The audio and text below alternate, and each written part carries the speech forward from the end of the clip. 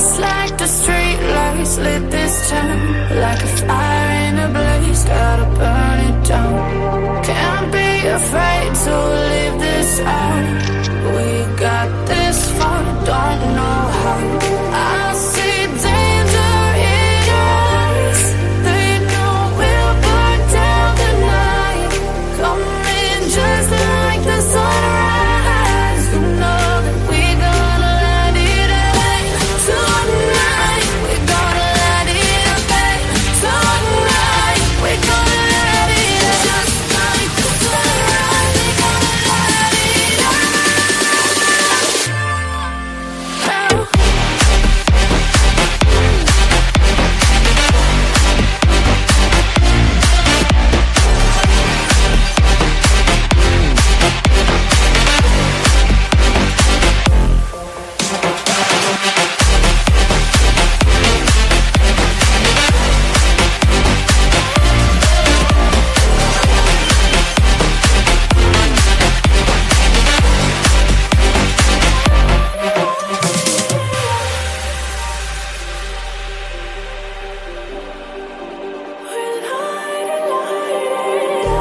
Just like a spark that's breaking out.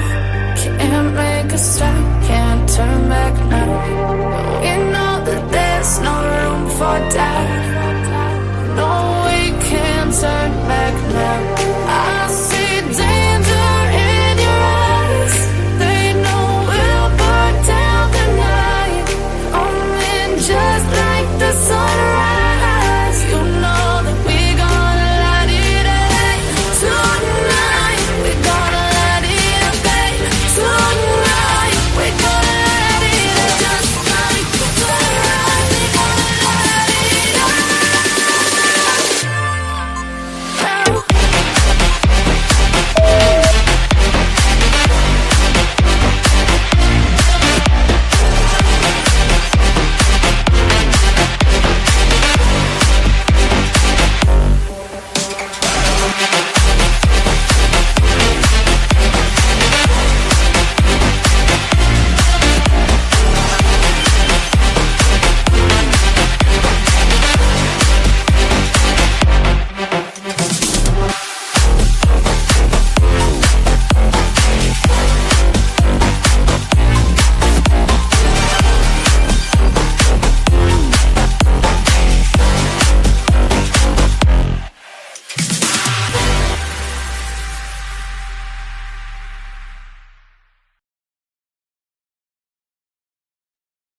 Good evening. How's everybody doing tonight? How's everybody's Wednesday? What is it? Wednesday the 26th of March already. Already the 26th. Already at the end of March. We're already going to be in April showers bring May flowers.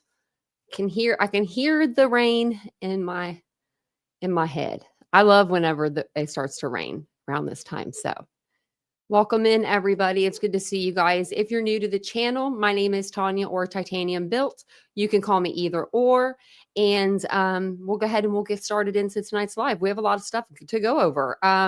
What I wanted to do was get through all of the defense's filings because they were I was going from the bottom up, like making my way to the top, like to the newest filings in the Idaho for, obviously, the case against Brian Kohlberger. But I started reading through them and I got about 7 deep and I was feeling good traction going. And I hit one and it was 59 pages. And I was like, this is going to be a double for that. And then there was one that is like 34 pages after that. So, and it's the defense's filing. So, they just have a lot that they want to say. So we'll get through them though. We'll get through them. Hey, Ladybug. Hey, Dawn. How you doing tonight? Hey, Mary Beth. I saw you said you might not be able to be chit-chatting, but you're here. So hopefully you hear me. Hey, Austin. Bear spray. I keep wanting to say beer spray. I don't know if you guys can catch that in the video. I kept wanting to call it beer instead of bear, but it could be. I don't know. I was looking through documents and it caught my eye, and I was like, And then everyone's like, we watched your video too. Oh, okay. I haven't checked my email today. I need to get my email from my phone to my new computer. I don't know how to do that. I need Vincent to do that for me. I keep forgetting to like ask him.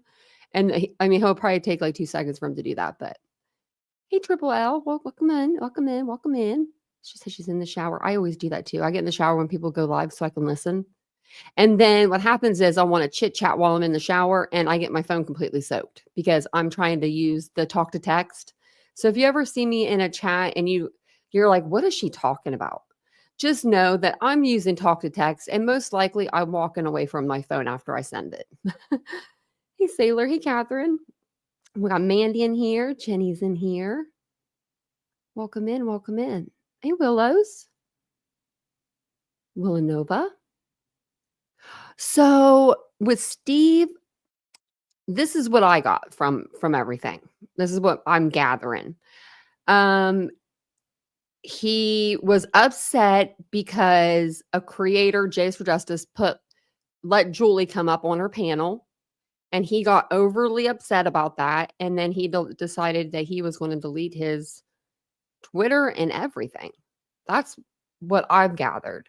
I was going to try to reach out to him, but I don't have his phone number. We're not that close, but I was just going to ask him about another case actually, but yeah, so I don't know. Hey, KCG. Hey, Jeff. Thank you for the gifted memberships. Oh, I'm not sure who got them, but whoever got them, tell our girl, thank you very much. Thank you so much for doing that. That's very nice of you. I can't believe it's the end of March. Hey, Aries, how you doing? Welcome in, everybody. You are not cursed, Aries. With friends like us, you couldn't be, Hey, Mr. Rosebud. Hey, Jenny. Welcome in. It's good to see everybody. Hey, your Kiwi mate. Hey, Garrett. Thank you. Hey, Petunia. He had a major meltdown. Yeah. He rage quit. Just getting your guys' comments now. I mean, he kind of did. Yeah. So like he's done this before in this case. I don't know if you guys remember. Way back in the beginning of this case, I would say, I don't know, maybe it was March, April, May. I don't know exactly when. It could have been last week, but it wasn't last week. But he had a little meltdown then too. And he was like, I'm quitting Twitter. And I think it was actually during maybe Riley Strand, like right in maybe the crossover, between those two cases. And he needed just a couple days. And then he was back on the app. I was like, give him a couple days. He'll be all right. And he was all right. Sometimes we say things, hey, Lenora, I don't know if I said hey to you.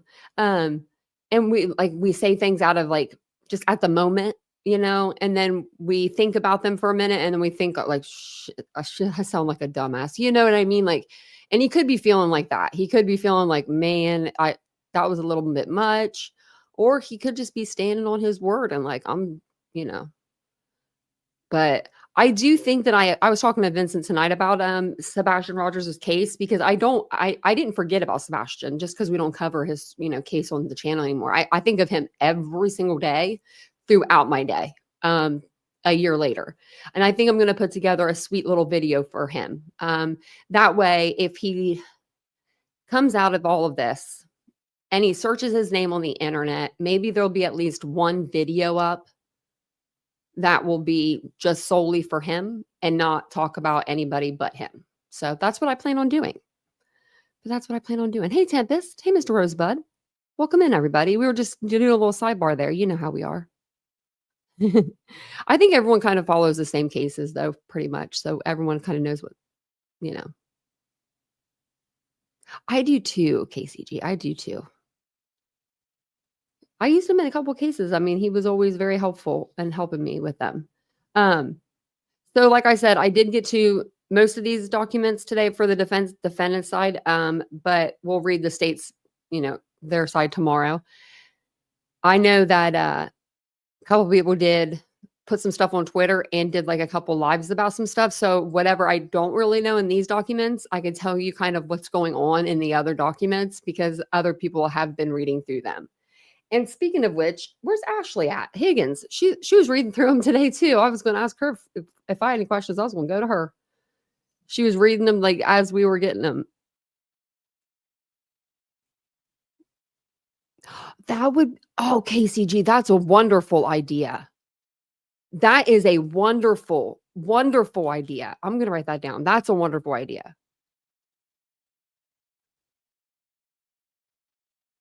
Like the subscribers.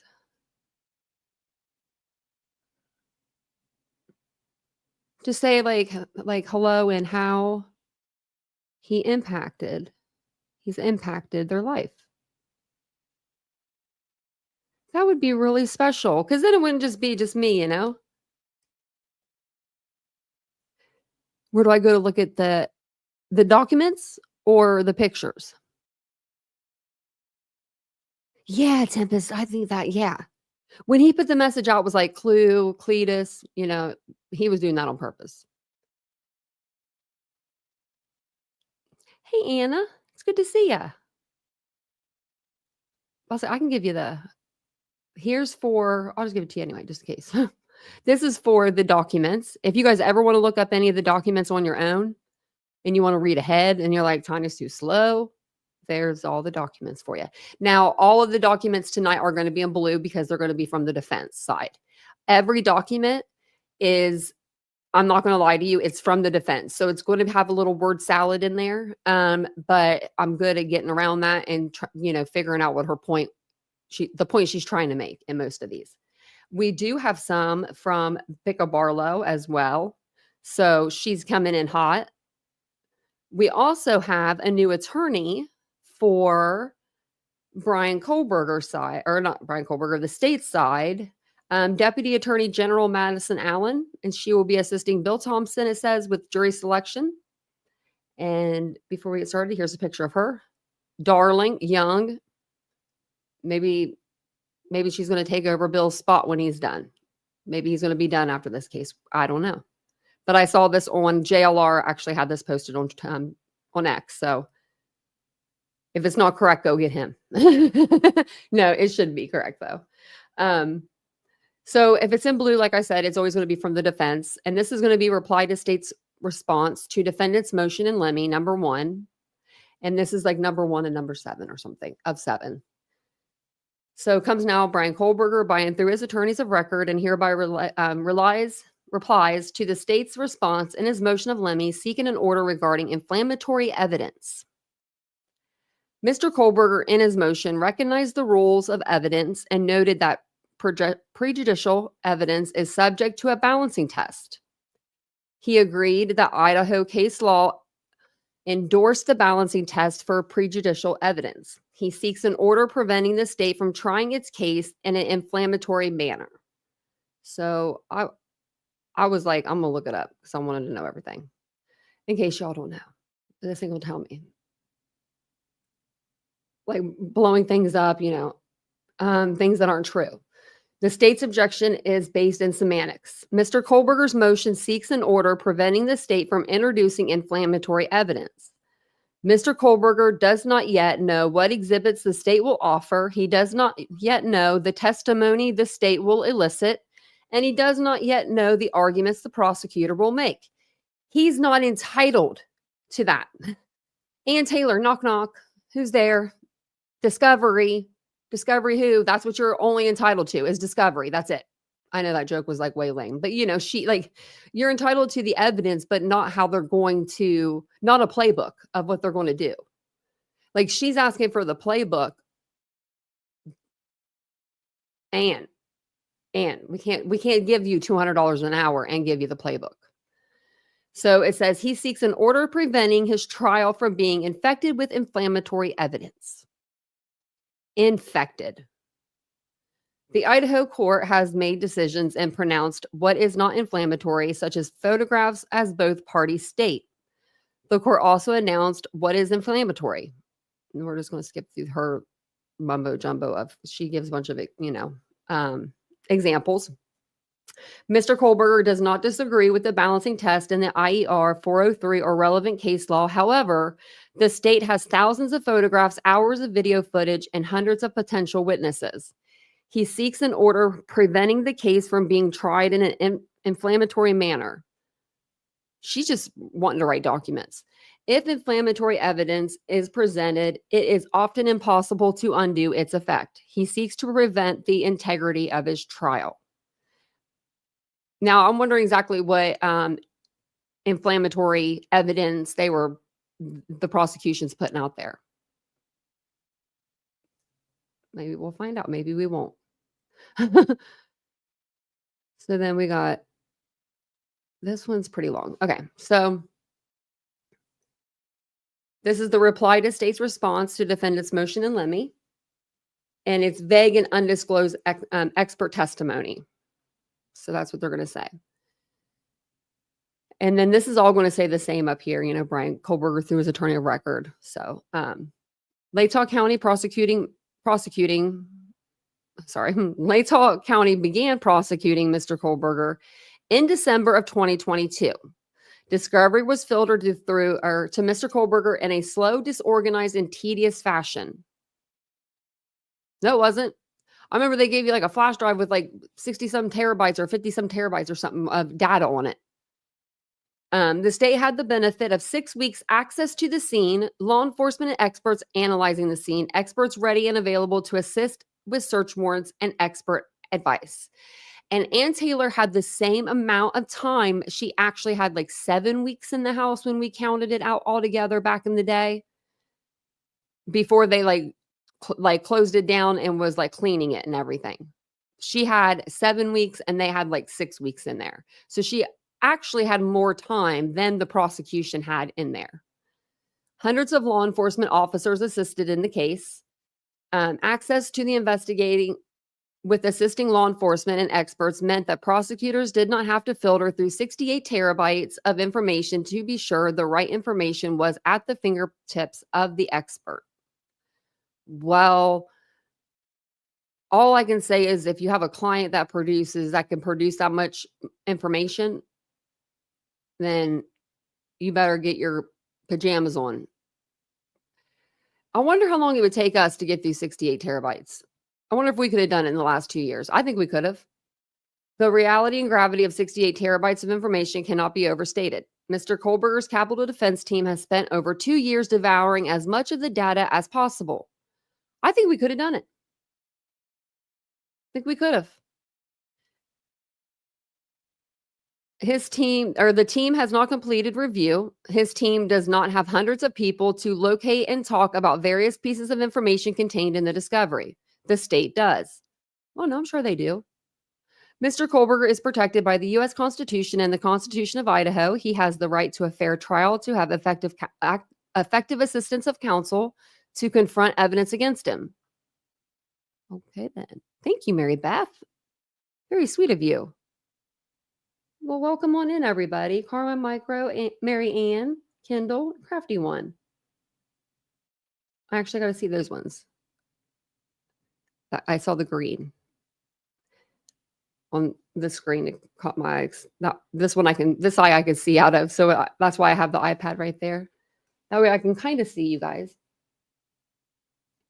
Oh, thanks, Bullets and Bling. She's actually in here right now. She's sleeping like an angel. She's doing just fine.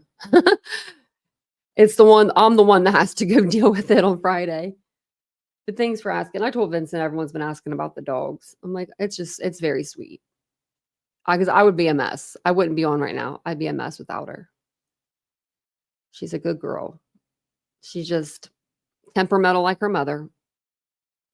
So the reality and gravity of 68. Did we read that part? Okay. Mr. Kohlberger is protected by the U.S. Constitution and the Constitution of Idaho. He has the right to a fair trial, to have effective assistance of counsel, to confront evidence against him. No one ever said that he didn't have any of that.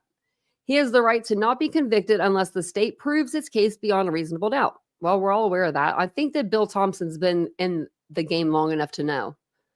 The state bears the burden of proof. The state has ethical duties under the Constitution, criminal and evidentiary rules and orders of this court to disclose expert opinion and what it will rely on in its case against Mr. Kohlberger. Maybe they don't have any experts that they're going to be calling. I mean, I'm sure there are, but I'm just saying. Instead, the state provided vague, loose topic area responses for the experts they had worked closely with. The same experts have been working with the state since the beginning of the case. The state's disclosures were, for the most part, abysmal. Still, it relates to 67 electronic devices and third-party warrant returns. The state has not disclosed any expert opinions or disclosures of what it intends to rely on. The state's disclosure can only be described as sandbagging. And I looked that up and I can't remember what it means now. I had to look it up. Don't make fun of me if you don't know, if you know what it means. Why isn't it putting it in there for me when I'm trying to like look up the words? I can't remember, sorry. Oh, sorry, I didn't mean to hit the microphone either. I'm really messing y'all up. Barricade? That's not what we're trying to. No, sandbag meaning and law.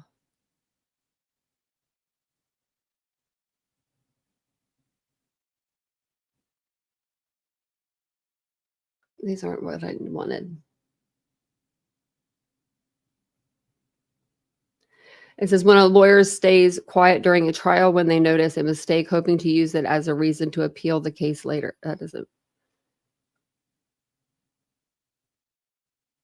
That's not what I wanted. Okay. If anyone knows, let me know. Because I looked it up earlier and it popped it right up. Like when I did this little thing and you can like look up. Or wait, I searched it in Google. Barricade, hit or knock over with, or yeah, I guess blow from a sandbag. So that's what I guess they're referring to.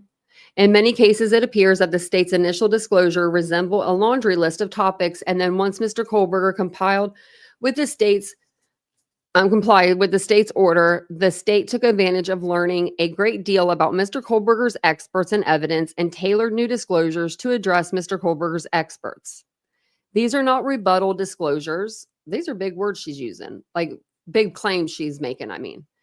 They are the state's case in chief. Numerous examples are laid out in detail in Exhibit 1. One example is the state's Amazon expert Cox. A second and more extreme example is FBI SA Balance. Many of these expert disclosures are based on evidence and data that still has not been disclosed to Mr. Kohlberger. This is particularly true of SA Balance, whose ever-changing reports and opinions are based on material that has not been provided to Mr. Kohlberger. To assist the court, Mr. Kohlberger appends Exhibit 1 to this motion as a guide to the chronological. I can't even say it. Why can't I say it? We're just going to skip it. Of the disclosures of the lack of detail. Do you ever just look at something and your eyes just will not let you read it? It just says no. And then in the middle of the night, I'll wake up tonight and I'll scream it out in the middle of the night. It'll be just something minor too.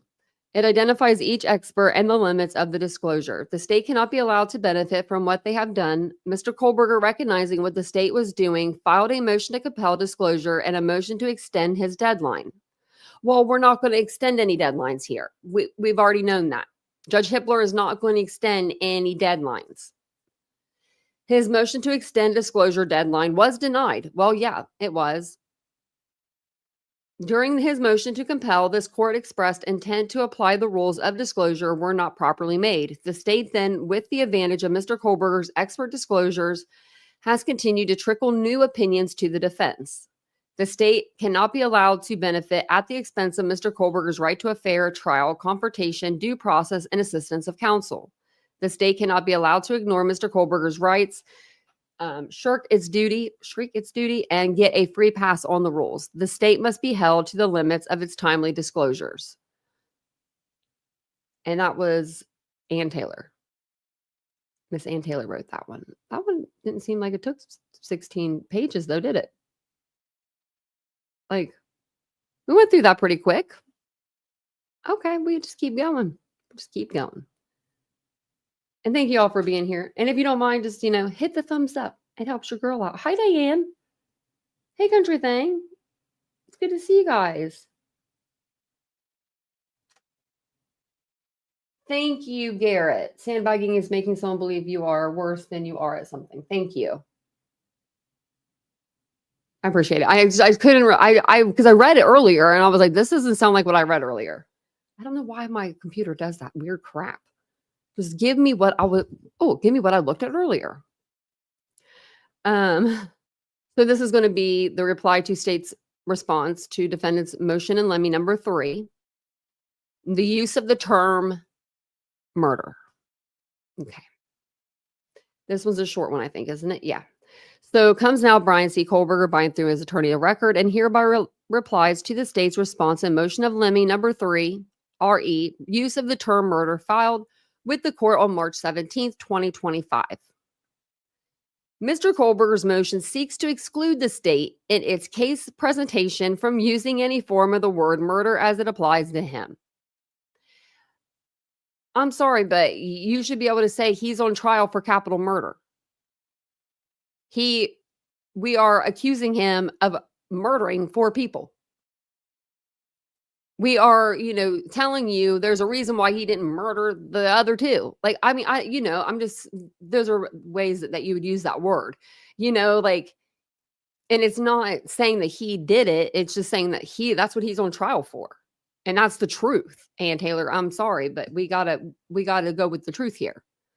So his request is based on his constitutional rights to a fair and due process of law, as well as the Idaho Rules of Evidence 403. Mr. Kohlberger in his motion specifically stated that it's not the use of the word murder, but it's phrasing of the word that labeled him. So he can talk, he can express how he feels right there. But he has problems with expressing how he feels. But he doesn't want the word murder in there, or psychopath, or sociopath. Like, okay. To allow the state to present its case by labeling him as a murderer is improper and inflammatory. That will be the ultimate jury question, and the jury must not be prejudiced by making a decision based on influence, labels, and interference of what the state opines. I hate that word. I do. I hate the word opine. I don't know why. I just do. Opine. Hey, DM.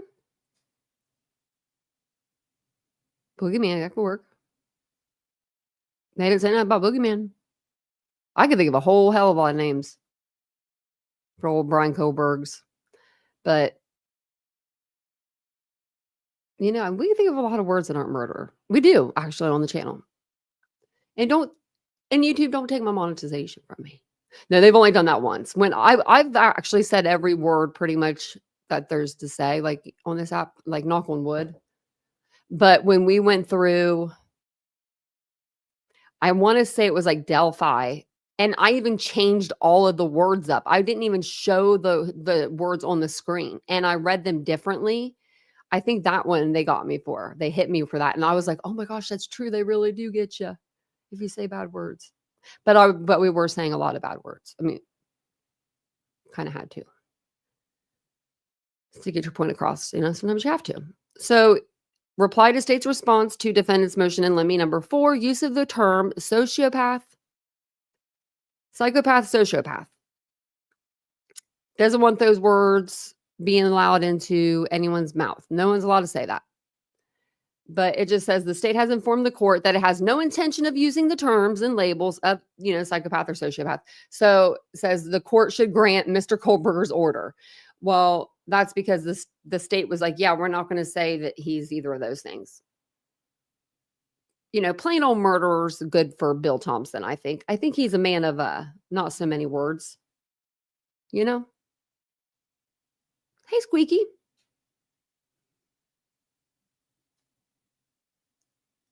Wow, that's a good deal, isn't it?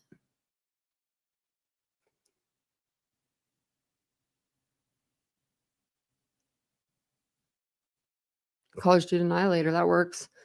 And then the other students, oh my gosh, remember all the other students, how scared they were? I wouldn't be able to live there. I wouldn't have been able to stay there for one whole night. Nope. No sirree. I wouldn't have been living at 1112. They left like the next day, I think. No, no. But my parents wouldn't have allowed me.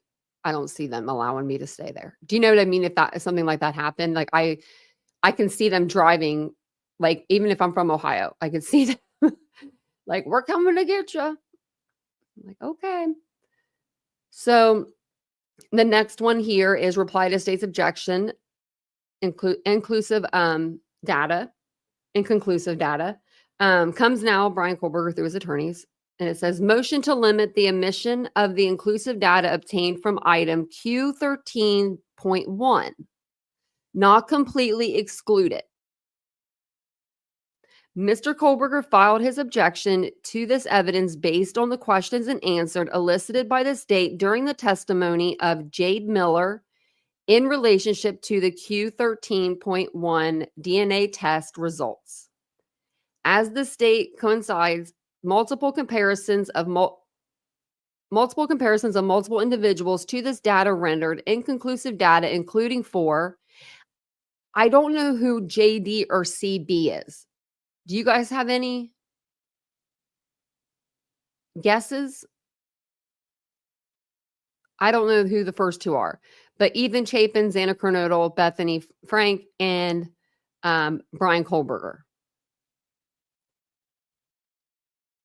I don't know who JD or CB would be. That's why I didn't mark him in blue, because I was like, I got to ask y'all because I don't know. I'm not sure. Miller testified to the grand jury consistently with her report. She explained this statement, and then it's like redacted there. But the important language from that statement is one way or the other, whether someone is a contributor, much as with the MIL number 6, to try to make this opinion further, as the state wants, would be speculative and improper testimony by an expert. And as with the opinion regarding the how and when of the presence of DNA on Q1.1,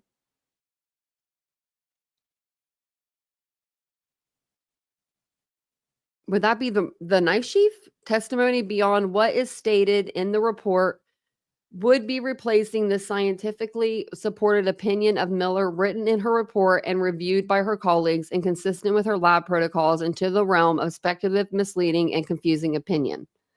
No, that wouldn't be the knife sheath. Because it wouldn't have Bethany and Xana's on there, not on the knife sheath, right? You would think that he took that off in where he like first started his murdering spree, and that would have been, upstairs right where it was found in Maddie Mogan's bed.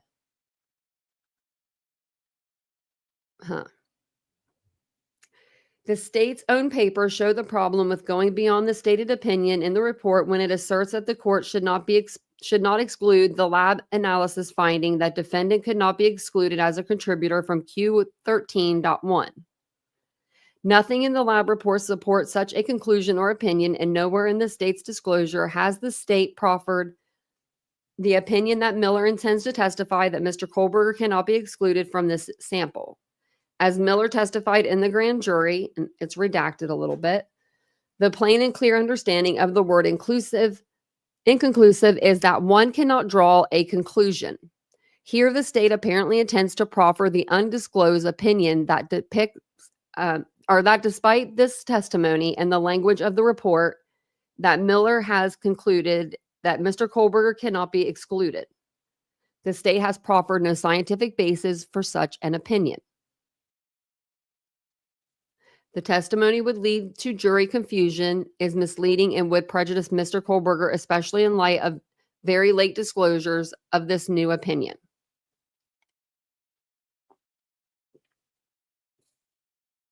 This is her word salad for a minute, but I'll explain it to you at the end.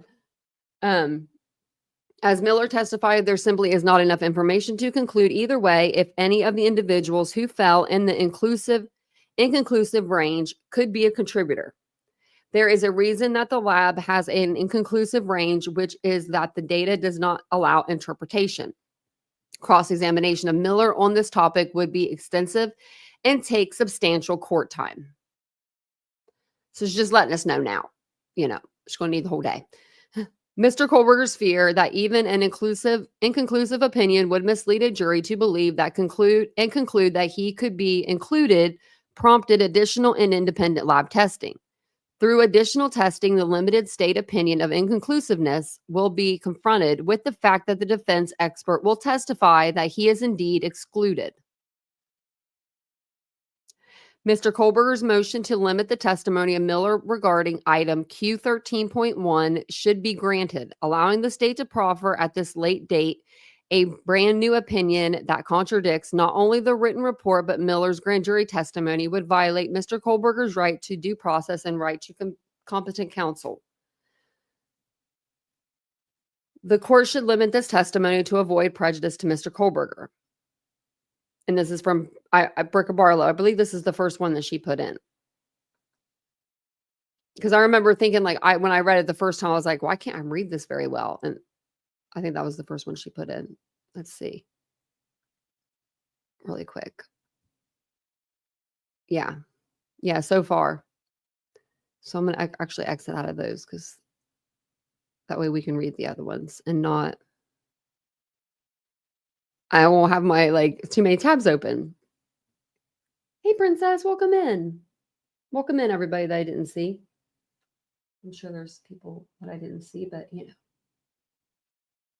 Oh, the next fall you send your daughter off to college, PJ. Oh, I bet you're an awesome mom. I bet you're a fun mom. I bet you are. I could just see you being a fun mom. Hey, Brandywine.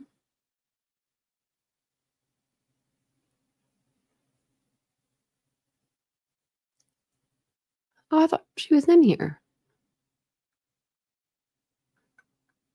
Maybe not. Maybe I thought she was.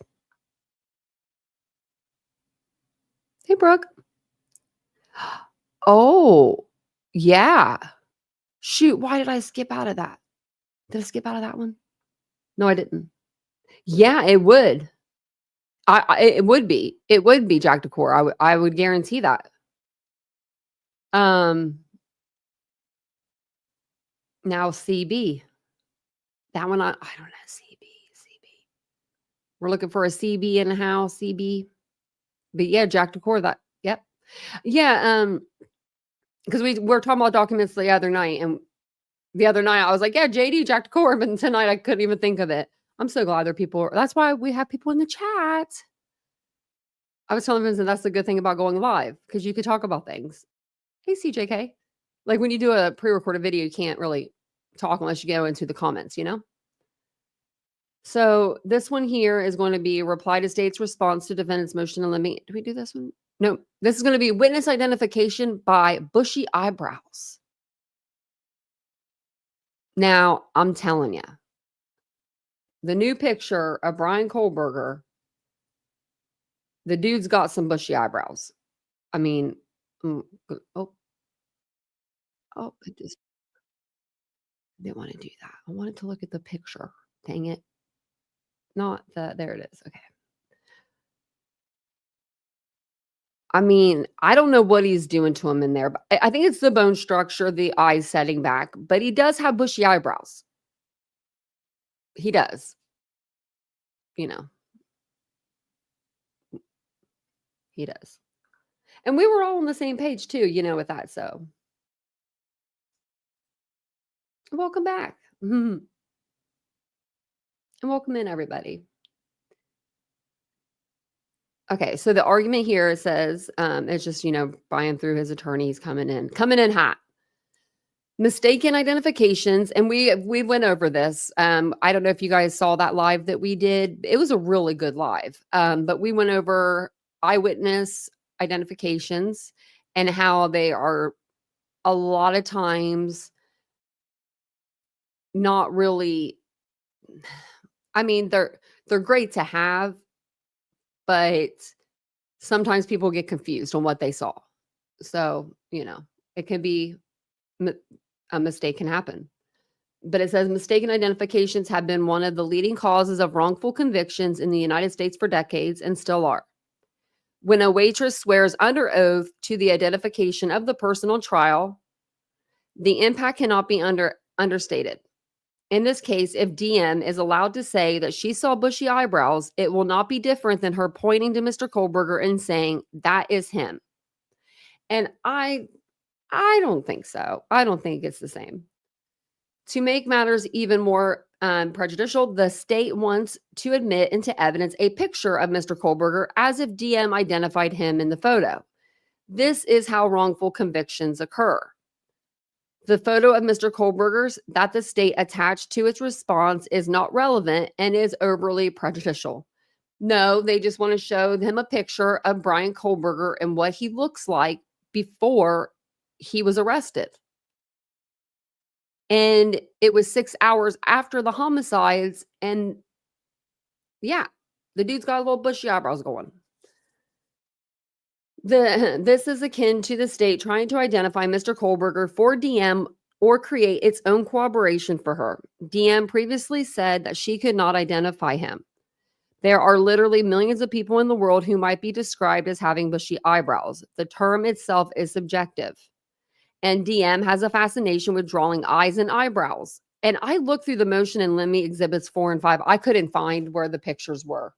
I have not seen any of the pictures, but I really would like to see the pictures of the eyes and the eyebrows. I'm curious. Because right now, maybe not now, maybe 2 years ago, microblading is still, I think it's still in, but like a lot of people were microblading their eyebrows. Like, I'm wondering if it's pictures like that, like it looks like, you know what I mean? They're just a little bit heavier, or if it's actually like full on caterpillar mode, you know? So the state contends that DM statements are independently reliable as law enforcement did not employ a witness identification procedure. Mr. Kohlberger is not suggesting the DM's descriptive words were developed in conjunction with a lineup. He is saying, or he's not? He's not suggesting that. DM was interviewed 5 times. Law enforcement was involved with each interview. According to the state, DM's multiple descriptions of the intruder were based on her own recollection and were not the result of suggestive identification procedures employed by law enforcement. Mr. Kohlberger points the court to the following instances, which are suggestive.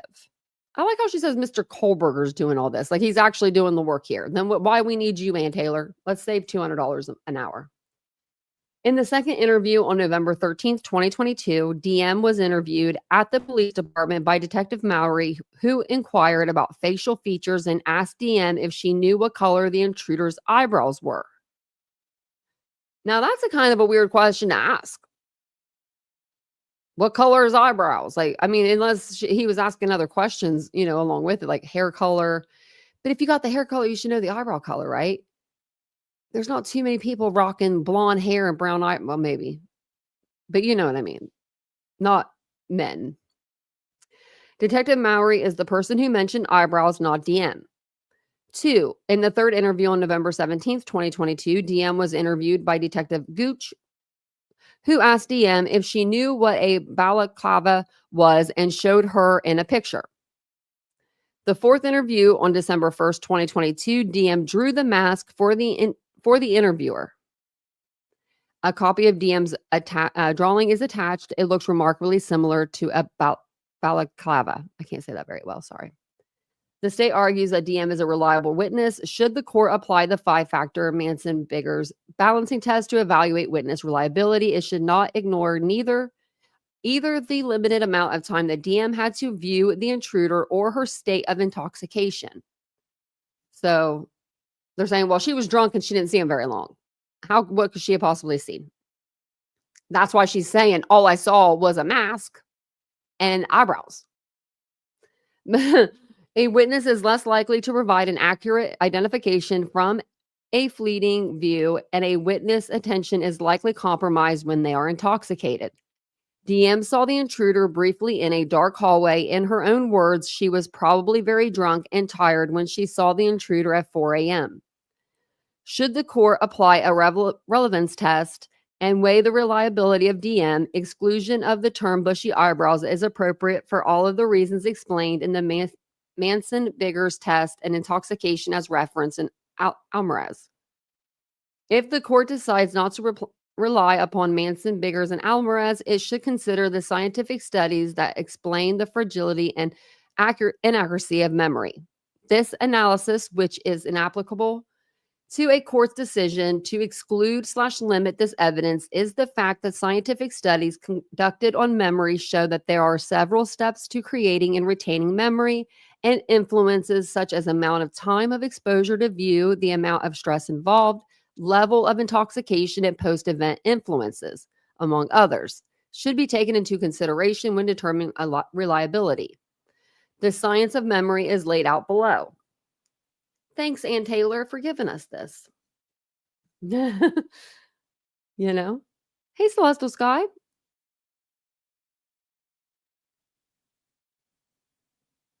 Wasn't there like a case with the name Gooch Gotch? Or is that like a TV show I'm thinking of? Because I started thinking of something else. Hey, Salsa.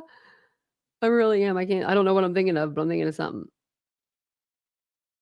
The first phase in the development of memory. We're gonna learn tonight. We're gonna learn tonight. I'm gonna teach you some things. Is the acquisition or encoding phase. Let me know if you've ever went through any of this crap when you went through a trauma, and let me know if you remember everything that happened. If you went through a trauma, and let me know if you remember bits and pieces. I mean, I'd really like to know. I mean, everybody's different. I know I've been through certain traumas where I've remembered every single thing. There's parts, that there's traumas I've been through where there's like big chunks missing. So I'm just curious. The acquisition of memories depends on perception and all of the factors that affect perception, such as distance, lighting, and duration of exposure. Because perception also depends on several individualized factors, the encoding phase of developing memories is affected by many of those same criteria. The contents of short-term memory are limited and highly subject to interference by subsequent sensory, cognitive, emotional, or behavioral events. The contents can also be biased by prior knowledge, expectations, or beliefs, resulting in a distorted representation of experience. Short-term memories of events that happened early in a witness proceeding may simply be forgotten with the passage of time or badly compromised by attention directed to subsequent emotion events or cognitive and behavioral demands. It says, e.g., anxiety, fear, the need to escape. In such cases, the compromised information may never be consolidated fully into long-term storage, or that storage may contain distorted content. At the same time, the quality of encoding of stimuli that are attended is commonly enhanced by highly emotional content. Okay, we got you. Sensory overload. See, Jerry Myrek did too. Until we hit. And then I don't remember anything after that. But there's certain things I remember everything. Like when my dad passed away, I remember everything about that night. Like everything was heightened. Like my sentences get heightened when I think about it, even. Sensory overload has particular relevance to the encoding phase. It can lead to so much incomplete sensory acquisition that confabulation, the creation or substitution of false memories through later suggestions can occur to fill in the many gaps that exist. In this case, the time period of observation was seconds at most, with limited lighting, under stress, and expressed fear, and with a witness who has repeatedly expressed she is unsure. Well, to me, that sounds like you're saying that was Brian Kohlberger, and the lighting sucked. She was in a frozen shock phase. She did not know if it was a dream, and there is a time delay in her reporting what she saw. Not really. She reported what she saw to Bethany. I mean, maybe to the police. Yep. I'll give you that, Ann Taylor, all day. There is a delay. But she did tell somebody. I will give her this. I feel like if you would have never thought that's what was going on in your house. If you didn't hear screams, if you didn't hear anything, then I would not think there is a man in my house right now murdering up my roommates. Like, I just wouldn't think that way. Especially because that house was so welcoming, and a party house. I would be like, why is a guy wearing a balaclava, whatever it's called, or mask or whatever he had on, I would be questioning that. But I don't know if I would be questioning what was really going on at first. So the amount of data being encoded and retained is one factor that affects this phase. The greater the amount of data represented, especially in shorter periods of time, the less that will be retained. A second key factor is the retention interval. How much time passes between storage of the memory and retrieval of it. A third factor has the most potentially negative effect on memory retention, the post-event misinformation effect. Exposure to subsequent information affects you how earlier memories are retained and retrieved. This means that an eyewitness exposed to post-event misinformation can accept erroneous or even non-existent details as if they are true. They have her on video telling her story 5 different times to people, whatever, 5 different interviews. Whether she changed a little bit in each interview, I think that the main things stay the same, like the height, the weight, the bushy eyebrows, those kind of things stay the same, to where they're going to use her for a witness, I have a feeling. If unless, I mean, we may in some ways it could be luck, I guess, get lucky, and he could take like a deal and say, hey, I'll admit to committing 4 murders and a burglary if you just take the death penalty off the table. Maybe some of the family members would be okay with that, but I know a lot of them wouldn't be. But that would save them the trouble of a trial. So law enforcement did not separate. Okay, so this is what pissed me off a little bit. I was like, oh, you're taking digs. In this case, not only was there an 8-hour delay in reporting prior to the first law enforcement interview, DM was allowed to mingle with BF and many other friends. That's exactly what they were doing. Mingling. Having a party, having a social. Does anybody have the, orange juice? I've got this, the champagne. Let's have mimosas. Like, are you out of your, I mean, I just, the mingle thing was just pissed me off. It reminded me of, that part reminded me of John Benet Ramsey's case. And in that instance, they did allow all their friends to come in, and family and a priest and this person, that person, and the next, but I don't think there was that many people in this residence as she's making it out to be. Law enforcement did not separate all of the friends who came to 1122 King Road prior to interviews, and no warning was given to not discuss the facts, and no effort was made to limit such a discussion.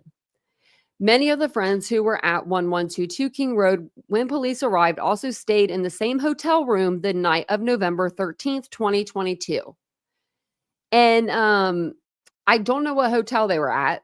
I don't remember hearing about that, but it says there was also extensive media coverage. Where? What hotel? When? Does anybody remember them getting harassed at a hotel? Because I don't remember any of that. Post-event misinformation. And you know what? And if they were, you know what they were going through? They were going through hell. Brian Kohlberger wasn't even on the police's radar yet. He was at home chilling, eating bonbons in probably his Dickies freaking uniform, living his dream. Allegedly. There was also extensive media coverage. I didn't see any media coverage, not until the 16th. Not until we saw a little bit on the 14th, 15th, but really a hit on the 16th when they did the press conference. There was also extensive media coverage. Post-event misinformation must be considered as a factor on the accuracy of DM's memory retention. Finally, during the retrieval phase, the brain searches for the pertinent information, retrieves it, and communicates it. This process occurs when eyewitnesses describe what they observed to police, when they participate in identification confrontations, and when they testify in court. Several factors affect retrieval. Time is a very important factor in memory retrieval. As a rule, the longer the period between acquisition, retention, and retrieval, the more difficulty we have retraining the memory, a phenomenon referred to as memory decay. By the time DM testifies, almost 3 years will have passed after law enforcement interviews where her recitation of the events of November 13th, 2022 changes, and after extensive media coverage about this case, which almost always includes pictures of Mr. Kohlberger, memory retrieval in these circumstances weighs against reliability. Well, it wouldn't be 3 years if your client wouldn't have just said, he gave up speedy trial. And he actually didn't, he hasn't said anything. He hasn't really said much of anything. For the reasons addressed above, and in Mr. Kohlberger's initial brief, the court should grant Mr. Kohlberger's motion in limine to exclude DM from using the words bushy eyebrows to identify the intruder that she saw, and to exclude DM from identifying Mr. Kohlberger based on bushy eyebrows. Well, if the dude had bushy eyebrows as she saw, she should be allowed to say he had bushy eyebrows. I'm sorry. That is just, we're just going to tell eyewitnesses what they can say and what they can't say now. I mean, I guess that's what we're doing.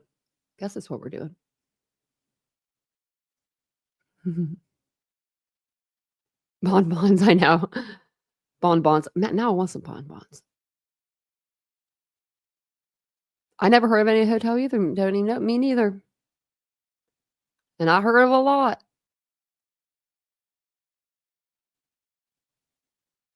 Exactly. I don't think she forgot. Yeah, I think when she was telling her story, maybe something could have changed a little here and there. But like, I think that happens with any time you tell a story. Like, you're going to remember memories as you're telling it. Like when you recite something in your head, it's a little different than when you like speak it out loud.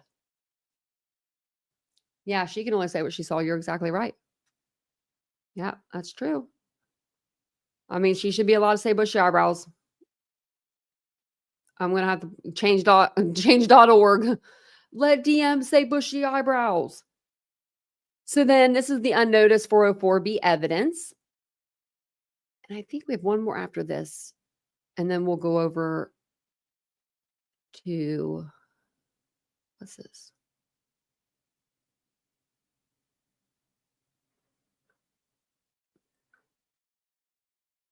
I don't know. We'll have to read that one tomorrow. Oh, no, here it is. Okay, I was say, why didn't I have it highlighted? Okay, we have a few more. I just have some stuff like blocking in the way. Okay, I was gonna say, dang, we went through those quick. So, this is going to be excluding the Amazon click history activity evidence at trial.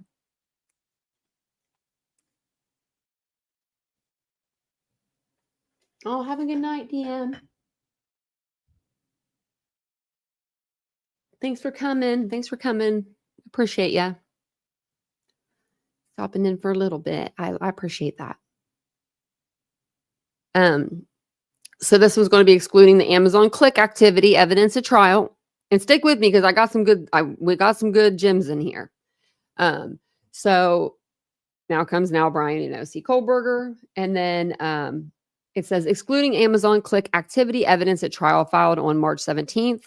This reply is supported with the declaration of David Howe, as the court issued an order prohibiting expert testimony in support of this motion absent a specific need identified by the court during the hearing. The court has instructed Mr. Kohlberger to have his expert available via video live stream. For the first time on March 14th, 2025, the state provided an expert disclosure of opinions of Shane Cox and federal agent Michael Douglas regarding their opinions related to Amazon records. I like how she says that. This is an example of abusive discovery tactics by the state.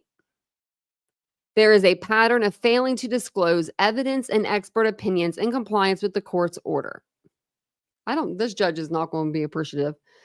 These prosecutors blow past deadlines and respond after it's brought to the court's attention and after they have the benefit of having Mr. Kohlberger's expert opinions. The state's expert disclosure is 3 months past its deadline, with trial looming in less than 5 months. Mr. Kohlberger seeks to protect his rights to due process, effective assistance of counsel, and fair trial guaranteed by the 5th, 6th, and 14th Amendments of the United States Constitution and Article 1, Section 13 of the Idaho Constitution. She's mad. Argument. The state seeks to use expert testimony to show that a very narrow set of Amazon records of purchase and click history related to a K-bar knife and sheath makes it more probable than it would be without the evidence that the K-bar knife sheath found at the crime scene was Brian Kohlberger's, and that click activity after the homicide makes it more probable than it would be without the evidence that Kohlberger had a reason to search for K-bar knife and sheath after the homicides. Well, I think that he wanted both. I think he wanted his knife back. He liked the way that it worked, and he wanted another one, and he had to throw that one out. And I think that he also thought he was going to be slick, which I don't know if he really thought this because okay, so maybe he decided to make a second purchase so if the cops come and knock in, he has a knife and a sheath. But he would surely know, being a criminology student, that they would be able to check and they would see that he made 2 knife purchases. So is he really that smart? Asserting that lay testimony would be appropriate for these issues, the state claims that Mr. Cox is not needed for an expert because the Amazon records speak for themselves. Yeah, they do. We don't need your damn expert. We don't need them. We got the records. Really. It claims the expert disclosure is given in abundance of caution on its part. In a separate motion, the state seeks self-authentication of the Amazon records. As set forth in Mr. Howell's declaration, Amazon data is complex. There is nothing about its production, review, or analysis algorithm or machine learning that a lay witness could explain to a jury. I probably could. Hey, y'all, if I look for Sharpie pens up on Amazon, the next time I get up on Amazon, you know what's going to pop up? Sharpie pens in different colors, mini Sharpie pens, bulk Sharpie pens. I mean, that's literally how it works. The algorithm works. It can read your mind too. It really can. If you say it out loud, it'll be on there. Not only did the state fail to properly disclose the evidence and expert opinions, but it also advises that it is awaiting additional information from Amazon and that the state understands will clarify that to the extent AI is incorporated into Amazon systems. AI does not create a user's actual inquiry. Apparently, more late discovery tied to the expert opinion is coming. She's so sweet. Apparently, more late discovery, more late. Of note, Mr. Kohlberger sought to suppress the Amazon search warrants as overbroad and general warrants because of the extensive amount of records requested. You didn't want to go through them or something? The court denied that motion. Now that the state has disclosed expert opinions, it is clear that the state intends to use incomplete data and mislead the jury. They're not trying to mislead the jury. There is nobody, I guarantee you, other than the victim's parents, that wants this person, the correct person, put away more than Bill Thompson. The dude's ready to retire. He's over it. He's a man of few words, literally. That's life. I think that's what I heard him say the last time. For example, the state ignores that the Amazon records reflect the household of users on the Amazon account at issue and a long list of items purchased over a period of several months for a road trip or hiking. This is my favorite part of this whole damn document. I'm going to read that again. The state ignores that the Amazon records reflect a household of users on the Amazon account at issue and a long list of items purchased over a period of several months for a road trip or hiking. Which is it? A road trip or is it for hiking? But let's read what he bought. Let's read what they got. To include a roadside repair kit.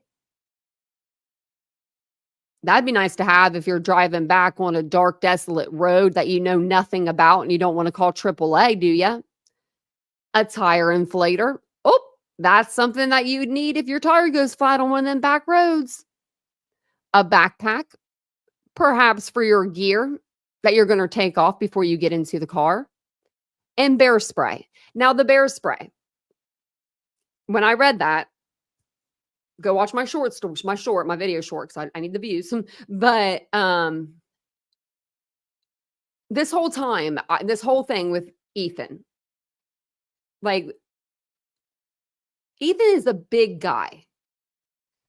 Bigger than Kohlberger. if not just as big as Cole. They're at least the same size. He's probably, I think Ethan's actually bigger. What could you buy that would take down a large man? Bear spray. What if he sprayed that?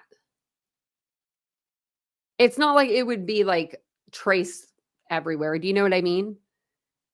But what if he used bear spray just in case there was a male there that night? He brought it with him. Now, I don't know. But I think all those things could be used for a kit if you needed them to. Yeah. What about the bear spray? And we want to know about it because when I saw that, I about like fell out of my chair. I was like, wait a minute.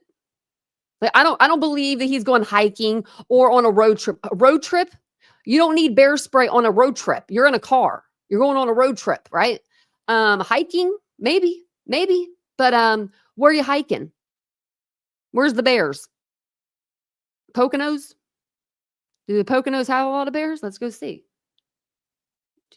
They probably do. I know my mom used to go there to go like skiing.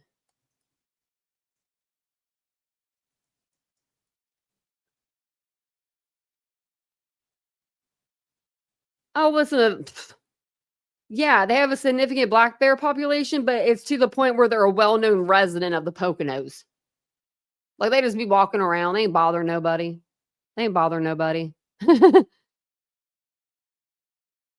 That's what I was thinking, lunch lady. Like, because you could almost use it like as like a mace, is what I was thinking. Yeah, they have black bears. Aw, thanks, Boone.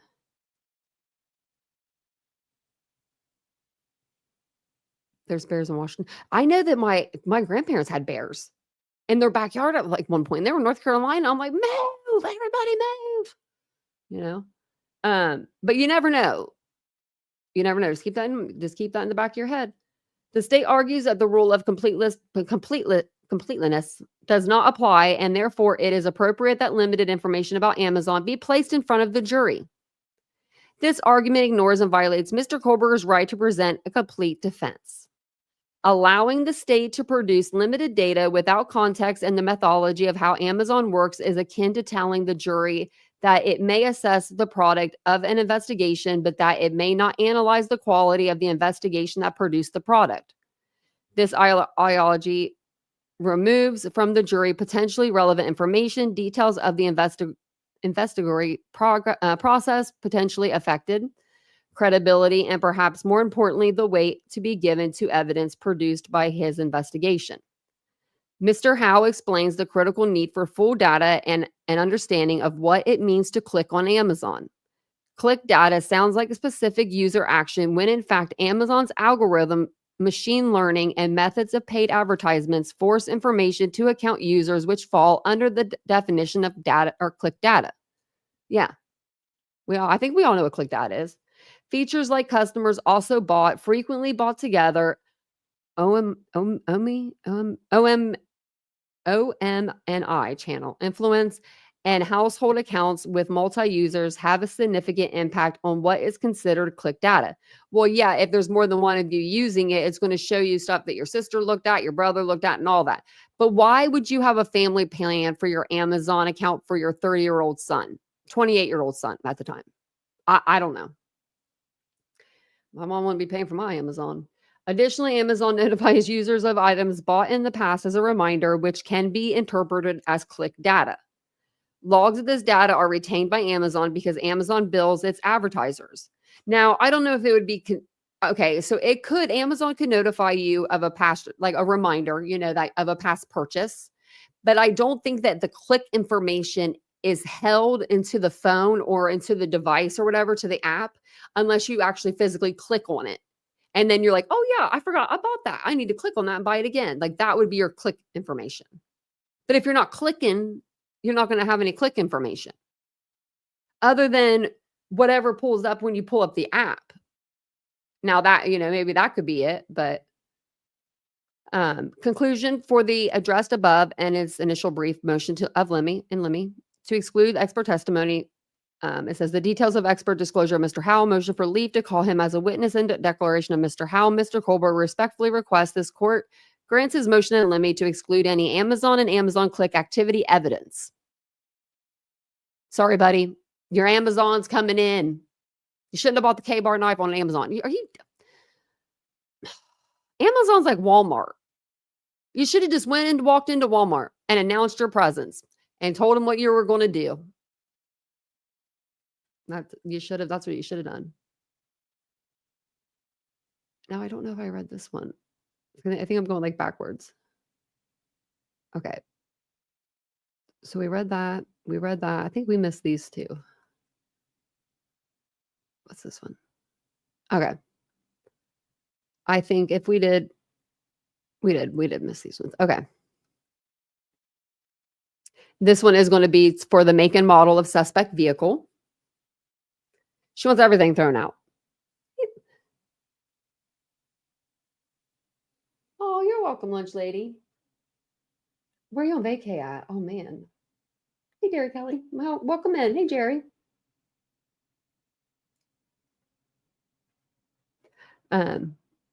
Comes now Brian Kohlberger buying through his attorney. We've heard this a million times. Okay. Make and model of suspect vehicle filed with the court on March 17th. And they're talking about that 1112 camera. The one that, so 1122 King Road is the house where the crimes occurred. And then there's that blue adjacent, house that's adjacent to the King Road residence. That's 1112 King Road. Very weird. But it's very confusing for, but I always like to reiterate. But that's the camera that they're going to be talking about, the light bulb camera. The Idaho Rules of Evidence states that relevant evidence is admissible. Relevant evidence is that which has any tendency to make a fact more or less, why don't I blow this up? More or less probable than it would without the evidence. And the fact is of consequence in determining the action. We haven't read this yet, have we? No. The court may exclude relevant evidence if its probative value is substantially outweighed by a danger of unfair prejudice, confusing the issues or misleading the jury. You're confusing me now, Ann Taylor, because you keep using the same wording. Here, Mr. Kohlberger's motion sought to prevent the state from saying that the vehicle depicted in the 1112 King Road camera was a Hyundai Elantra and that the vehicle was the same vehicle identified as the Elantra on the 1125 Ridge Road camera. This is what the judge is going to say. We are using common probable sense here to detect that it takes so many minutes from that car to get from Ridge Road to the King Road residence. So we can, go off of common sense that that's the same vehicle when there's no other vehicles in the neighborhood, right? No other vehicles seen on the Ridge Road, no other vehicles seen on the King Road. But that's not how she's working this. The state points out there is no continuous video stream to observe a path of travel. As the state points out, they cannot show a vehicle at 1112 King continuously moving to the location of 1125 Ridge Road. They don't have a camera at each house, is what she's saying. Not everybody has a doorbell camera. Because there are two separate videos separated by distance and opportunity for other places to drive or park and opportunity for other vehicles to appear on camera, it is a question for the jury. But there's no other way to get out of Ridge Road. You have to go by that camera or you have to go back through. So that's what the judge is probably going to say. The state's argument would make sense if Mr. Kohlberger sought exclusion of the 1112 video. He seeks exclusion of speculative statements that are in the province of the jury. Mr. Kohlberger is not seeking to exclude SAML's testimony on these grounds. His testimony about what make and model the vehicle at 1112 King Road will be subject to cross-examination at trial. That's what they're going to say when they had the make and model wrong. They're going to say they had the make and model wrong the first time. They probably didn't get it right the second time. Because it says his testimony about what make and model the vehicle will be of the King Road will be subject to cross-examination. And I think that's kind of funny. It's like almost like a threat. Like, are you threatening us? I think that we read this one. I think we read all the ones I wanted to read tonight because the next one is 59 pages, y'all. Can you believe that? 59 of them. But we'll read those tomorrow. And then there's a 34 page, and then they go into this. There's more like a couple more defendants, and then we go into the states. When we go into the states reply, I love the states reply. It makes me happy. They make me happy. Because that's where we get a lot more like information. Do you know what I mean? Like we just get like a lot more. But I am going to go through over here. So this is the new prosecutor that's coming in. She will be there when they do jury selection, at the end of July. We're in April, May, June, July. Oh my gosh, 3 months. 3 little months, guys. And we'll be watching the trial. Yeah. His birthday's in November.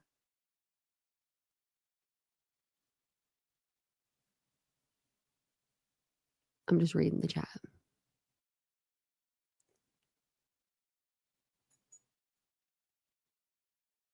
I don't know how he thought his car wouldn't be seen. Yeah, Triple L. Someone was like, "Why would he take his car? Why would he use his car? That's stupid." And I'm like, "Well, that's who else's car would he use? If he borrowed someone, they say, hey, he borrowed my car, and if he rented a car, there'd be a transaction of that." So I'm like, he really didn't have a choice. He had to use his own car, but he had to have known that he was going to be picked up on camera. I guess you just get cocky. It has to be. I mean, it's not confidence. It's arrogance. I don't know. But I was going to read this here to you guys. It just kind of just came out a few hours ago. Actually, it says March 19th. I don't know why it says March 19th. It says 2 hours ago here. Oh, it was updated 2 hours ago. Okay, we'll still read it. We'll see. A new selfie of Brian Kohlberger, the accused in the quadruple murder case, has emerged in court documents. This photo, reportedly taken about 6 hours after the murders, is now a focal point in the ongoing trial. I mean, he's in there with the shower curtain. Is that I guess that's the new shower curtain that because he likes to change it a lot, they said. So in a motion filed with the court, Kohlberger's defense argues that a surviving witness description of the suspect's eyebrows is unreliable and could unfairly prejudice the jury. The witness, identified as DM, reportedly saw an intruder inside the house in the early morning hours of November 13th, 2022. According to court documents, she described the person as wearing black clothing and having bushy eyebrows. However, the defense contends that DM's recollection was inconsistent across multiple interviews and that she was uncertain about what she had seen due to fatigue and possible intoxication. That is because the reliability of witness identification is the linchpin in determining admissibility. But I bet if they had a eyewitness that said Kohlberger was at home, they'd be using that witness up, wouldn't they? Mm-hmm.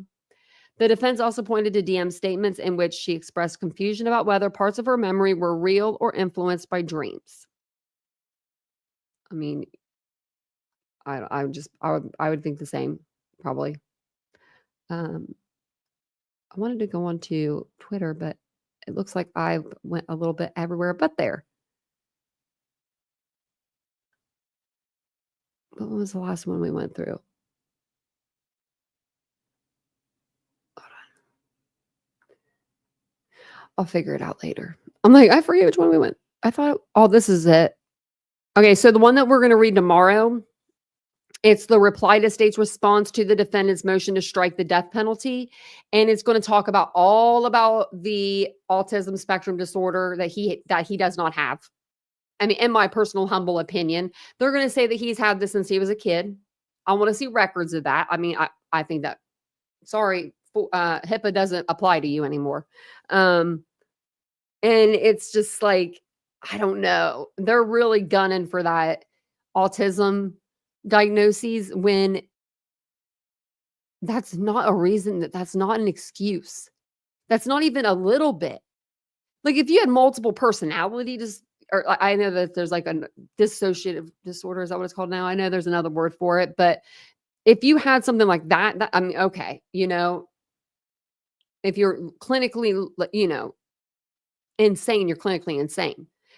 Brian Kohlberger, to me, is not clinically insane. He went on about life like he had right before everything went to shit in a handbasket. Like He literally went back to the crime scene the day after and cruised around and then took a selfie. Like a big F you, in my opinion. That's what it seems like to me. If I was one of the family members, I would think that. I'd be like, is he flipping me off? The old mental defense. But you know what he can't use? I was in the military. A lot of people use that as an excuse. I'm not saying that. I'm saying that, I'm just saying that it's not good to use excuses. That's what happened in my car accident. That was the excuse that I was given. And I'm like, that's not the reason why this happened. This happened because you was drinking. You didn't tell nobody, you little sneaky son of a gun. Wolf, I think you can get a plea deal up until like the last minute. If they offer you one. The state hasn't offered him one as far as we all know, and I don't think they will offer him one based off of how relaxed Bill Thompson is. Yes, you can. Trips True Talk. You sure can. Yeah, can I? Me too. Me too. It's with the pay taxes. Man, that's so depressing. So depressing. But no, it's it's what you get.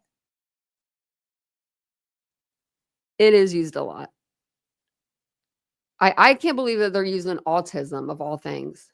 And when I was reading over the document earlier, it was like they were trying to say that he had this since he was a kid. We've never heard, never known. We might not have never heard of, or never known of it though, because he is like a closed book. Like we don't know a lot about Brian. But what we have found out, I think we would find something out about that, Yeah, right, Lori. Yeah. You're not that dysfunctional as a PhD student. Yeah. I think they do too. Especially when you see Bill like in court says like 2 words, that's life, throws up his hands. I'm just like, you're a very, very, very confident man, Bill. Yeah, there's no exception. Nope. No sanity. Now they can take the death penalty off the table if you're like, you have like a really low IQ or things like that. But yeah, no insanity defense. They are classic one. And it's getting exciting now because they're like, we're getting to know more information. We're getting more information. I still want to go over what we read last week or the other day.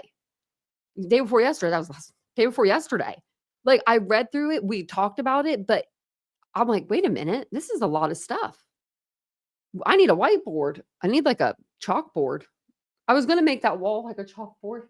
I could still do it and just like pick up the macrame. But I think that's all I got for you for tonight. I wanted to make it shorter, not too long, so that way people will want to watch it and listen to the documents be read.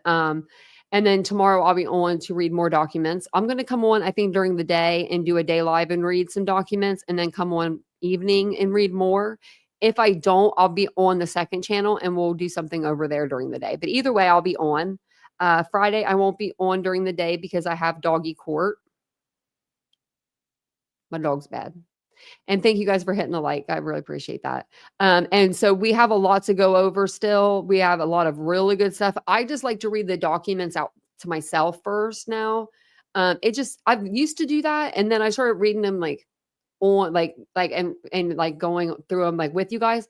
But when I do that, I feel like I don't retain the information. So if I read it through once, by the second time, third time, I'm reading it with you guys, I'm retaining that information and I'm able to explain it a little better to you guys. So I hope the show's a little bit better for you guys with reading the documents. Sometimes they can be a little boring, but they are worth listening to because it just helps us get a better understanding of what happened to these kids and what's going on with this case and what's going on with Brian Kohlberger.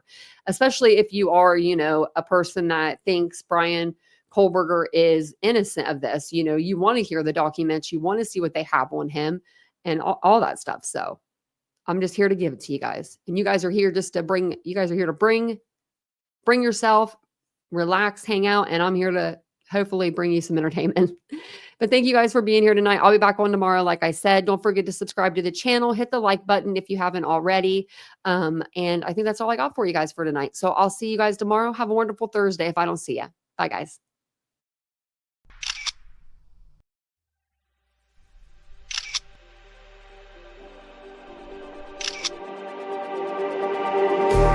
Just like the street lights lit this town, like a fire in a blaze, gotta burn it down. Can't be afraid to leave this out.